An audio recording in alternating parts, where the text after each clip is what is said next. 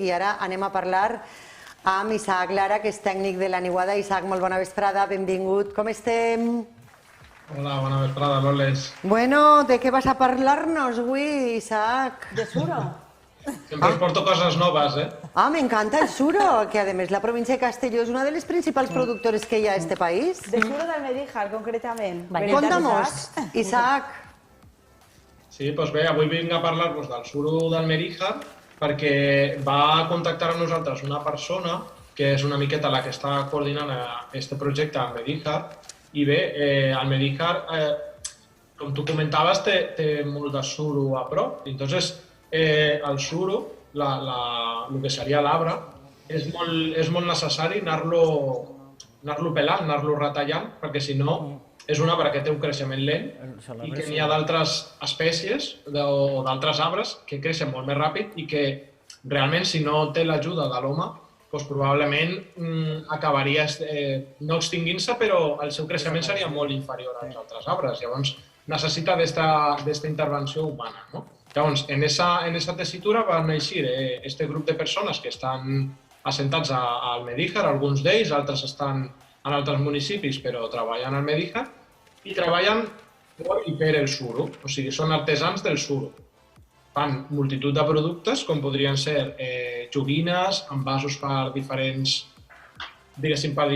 continguts, ja pot ser líquid, pot ser cosa seca, pot ser... O sigui, estan canviant una miqueta el concepte del que seria el suro com a material directament utilitzable, ¿no? Entonces, este grup de persones, Víctor, com a impulsor, seria el que va crear esta xarxa a Almedíjar, perquè ella es va dedicar a buscar experts arreu del territori nacional per poder ensenyar a gent, com és el cas d'aquestes persones que estan així en el vídeo, a poder treballar el suro, perquè és un material que no és que sigui excessivament complex, però sí que és veritat que necessita una experiència i un coneixement previ per treballar-lo. Entonces, ell va fer aquesta investigació per tot arreu del territori, la va portar a Almedíjar i és on es van assentar este conjunt de persones per poder treballar i viure relacionats amb este material.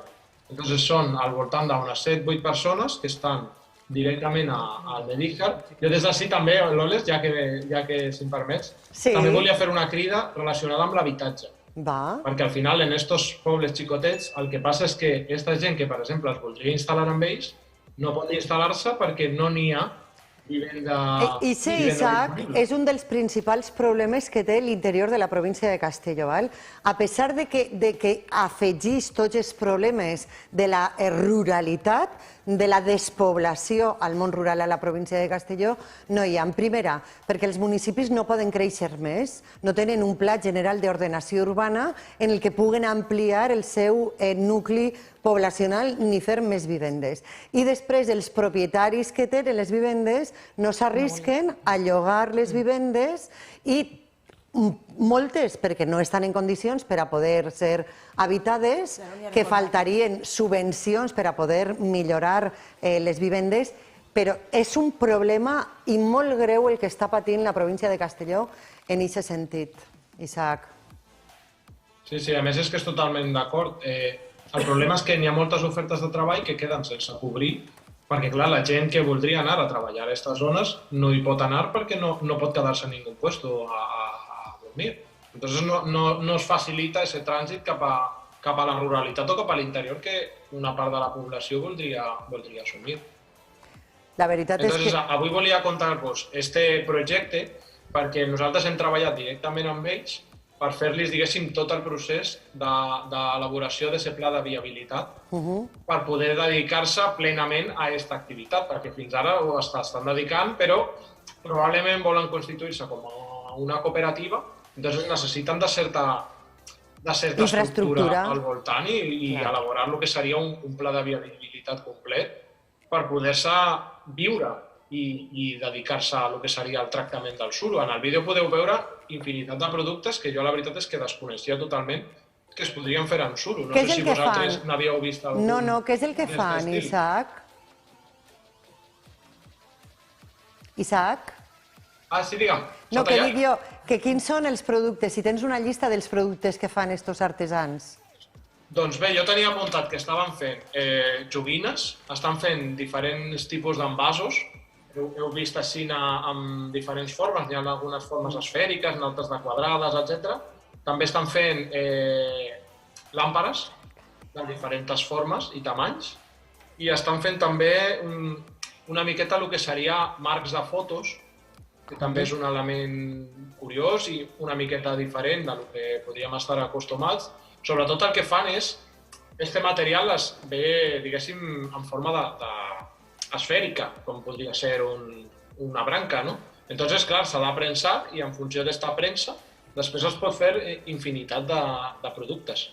Que meravella. La veritat és que és un altre dels productes estrella que tenim a la província de Castelló, un dels principals productors de suro que hi ha a la península Ibèrica. La veritat és que afavorir que es puguen instal·lar artesans que tracten aquest producte seria, entre altres coses, desitjable, perquè això també té el seu públic, me refereix. Mira, si esteu veient, perdona Loles, mira, si en el vídeo veieu productes... Sí. Qué pasada. Qué chulos marcos de las fotos. Se hacen hasta bolsos, ¿eh? Sí, sí. Bolsitos con... I fins i tot la sola d'espardenyes per a estiu, perquè el suro, a més, té una calidesa. Tu, quan portes una espardenya en la sola de suro, pues no canvia el caminar, eh? És impressionant el que canvia de caminar en qualsevol altre material. I, a més, el suro és un material supernoble que transpira el peu i amortigua, no? Amortigua mogolló. En fi, com sempre, portant-nos... És molt curiós perquè els veïns propis d'Almedíjar, que estarem parlant d'unes 200-250 persones, els hi xocava que es poguessin fer tantes coses amb suro, perquè, clar, estaven acostumats a uno més uno. Isaac, no te'n vagis... Que apareixi aquesta gent i faci tota aquesta quantitat de productes també és una novetat. Vaig a preguntar si podeu estar, perquè tenim l'alcalde d'Aín. Poden estar els dos junts, Juanvi? Serà complicat. Bueno, és que tenim ara l'alcalde d'Aín i me diuen que tenim un problema tècnic. Podem ficar-lo, vale? Pues ho dic jo per saludar-lo i parlar en ell si Aín és un dels pobles que té també problemes de vivendes. No sé si Javier Sorribes m'estàs escoltant. Javier, estàs entrant? Molt bona vesprada. Javier. Ai, Javier a la 1, Javier a les 2... De moment tenim el nom, no? Pues Javier no. Ho dic jo, Isaac, perquè ara anem a parlar en ell, entre altres coses, perquè ja saps que La Panderola és un dels programes que es dedica a conèixer tot el que té relació amb la província i sobretot amb l'interior. I parlant amb els alcaldes és també conèixer quines són les necessitats, les dificultats que tenen i els projectes que volen tirar endavant. No obstant, vaig a transmitir-li aquest problema que hi ha al Medíjar i parlem a veure del que passa en Aín. Isaac, com sempre, ens portes sempre temes superinteressants que ens encisen i que t'esperem d'ací 15 dies. Vale, moltes gràcies, Loles. Una besadeta. Adéu, Isaac.